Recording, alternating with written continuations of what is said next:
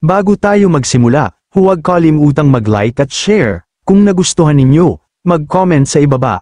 Maraming salamat, let's go, ituloy na natin ang kwento. Makalipas ang 7 araw, sa kailaliman ng mahiwagang Ilaw Forest, kumikislap ang gintong liwanag ng araw na tila naglalatag ng huling pagpapalam bago ito tuluyang lumubog sa kanluran. Ang hangin ay malamig ngunit puno ng buhay, at sa gitna ng mga matatiyog na puno, marahang naglalakad si Sectmaster Tai Hua. Ang kanyang presensya ay tila nagdadala ng katahimikan sa paligid. Bahagyang sumulyap si Su Changyu sa paligid, at sa tinig na may halong kaba ay nagtanong, "Master, may kaunting takot akong nararamdaman, sigurado ka bang walang mga halimaw na hayop na nagtatago rito sa gubat, di ba?" Agad namang sumagot si Sectmaster Tai Hua, ngunit may bahid ng pag-aalinlangan sa kanyang tinig. "Ano ba ang kinatatakutan mo? Hindi ito ang Silent Forest na kilala sa mga panganib."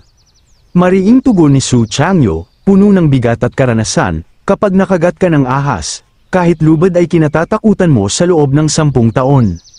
Nang marinig ito, biglang bumungis ni si Sectmaster Tai Hua, bakas sa kanyang mukha ang kasiyahan, at pabirong wika niya, "Isipin mo na lang kung gaano kalaki ang ating nakamit ngayon, mawawala rin ang takot na yan."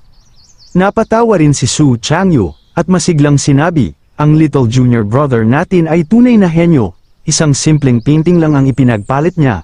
Kapalit ay mga top-grade techniques para sa buong sekta, sa mga teknik na ito, tiyak na magiging maunlad at matatag ang kinabukasan ng ating sekta." Ngunit, bago pa man tuluyang lamunin ng tuwa ang kanilang mga puso, isang malamig na tinig ng babae ang biglang tumawag, "Chen Tai Hua." Nagulat silang pareho, at sabay na napalingon sa kanilang likuran. Doon, bumungad ang isang sexing babae, nakapalibot sa kanya ang kanyang grupo, malakas ang kanyang tawa, ngunit ang mga mata ay puno ng panunuya, malumanay ngunit mapanghamak ang kanyang wika, "Hindi ko akalaing ikaw nga pala ito, Tai Hua Junior Brother." Dagdag pa niya, sa tinig na puno ng pang-uuyam, "Haha, lumipas ang napakaraming taon, ngunit mukha ka pa ring hampas lupa."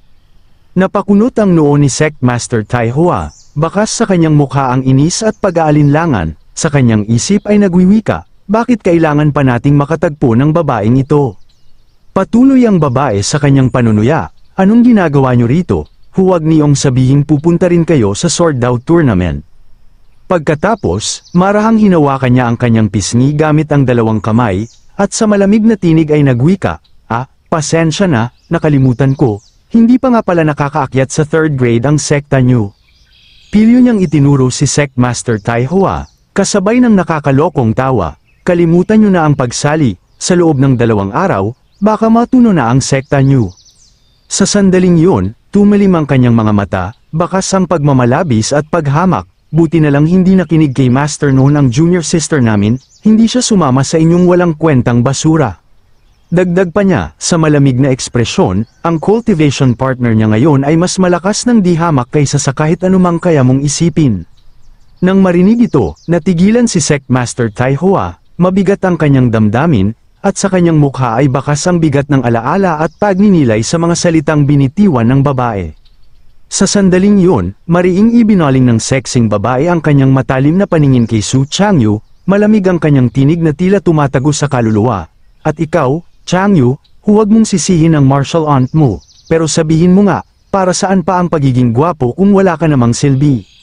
Dagdag pa niya, puno ng panunuya at paghamak ang bawat salita, "Ang master mo, kahit paano, may respeto pa noon, ngunit nauwi siya sa pagkakaroon ng isang inutil na disipulong kagaya mo, nakakahiya naman."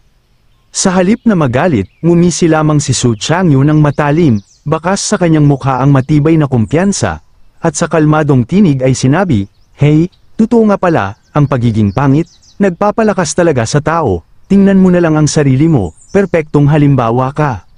Nang marinig ito, tila sinaniban ng masamang demonyo ang babae, nagngangalit ang kanyang galit, at mariing binitiwan ng sigaw, "Sinong tinawag mong pangit?" Sa isang iglap, buong lakas niyang sinampal si Su Changyu, bumagsak ito sa lupa, nakasubasob, habang mariing wika ng babae, "Kaya bang ang hayop?" Sa puntong ito, makikita si Sectmaster Tai Hua na gulat, nakatitig sa direksyon ni Su Changyu, bakas sa kanyang mukha ang matinding pag-aalala, habang sa kanyang dibdib ay dumadagundong ang puot at galit sa ginawa ng sexing babae sa kanyang disipulo. Taas noong tumitig ang babae, ngumisi ng may panunuya, at malamig na sinabi, kung hindi ka kayang turuan ng master mo, ako mismo ang magtuturo sa'yo. Nang marinig ito, agad na sumugod si Sect Master Tai Hua, bakas sa kanyang mukha ang matinding galit, at pasiga niyang sinabi, aba, halimaw kang babae ka, hindi mo disipulo ang disipulo ko na pwede mong galpihin kahit kailan mo gusto. Sa isang iglap, mabilis na nagpakawala ng sunod-sunod na suntok si Sect Master Tai Hua, ngunit walang kahirap-hirap itong sinasalag ng babae, para bang nilalaroan lamang ang kanyang mga atake.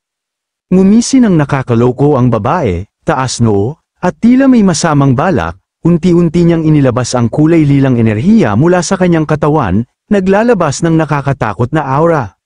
Pagkatapos, mahigpit niyang ikinuyom ang kanyang kamao, at buong lakas na sumugod kay Sect Master Tai Hua. Natigilan si Tai Hua, bakas ang takot at gulat sa kanyang mukha. Sa isang iglap, tumama ang kamao ng babae sa sikmura ni Sect Master Tai Hua, napalipad siya palayo, kasabay ng malakas na bugso ng hangin na yumanig sa paligid.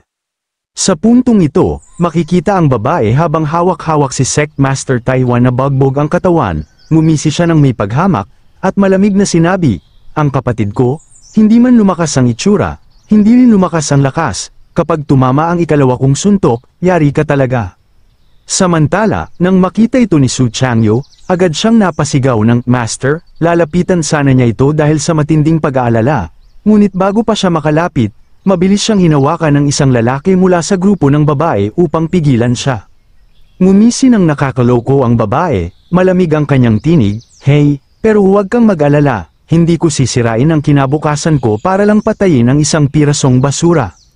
Dagdag pa niya, puno ng panunuya at may matalim na titig, hindi ako katulad niyong mga tao.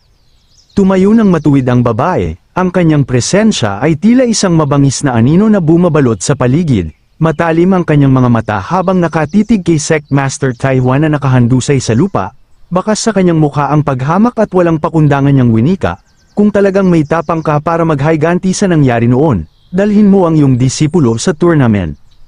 Pagkatapos, marahan siyang tumalikod, ang bawat hakbang ay mabigat at puno ng kapangyarihan, habang sinusundan siya ng kanyang mga disipulo na tila mga anino sa dilim, ngunit bago tuluyang makaalis, bahagya niyang sinipat sina Su Changyu at Sect Master Tai Hua, at sa tinig na puno ng pagbabanta ay nagwika, sisiguraduhin kong papatayin ng disipulo ko ang disipulo mo sa harap ng lahat.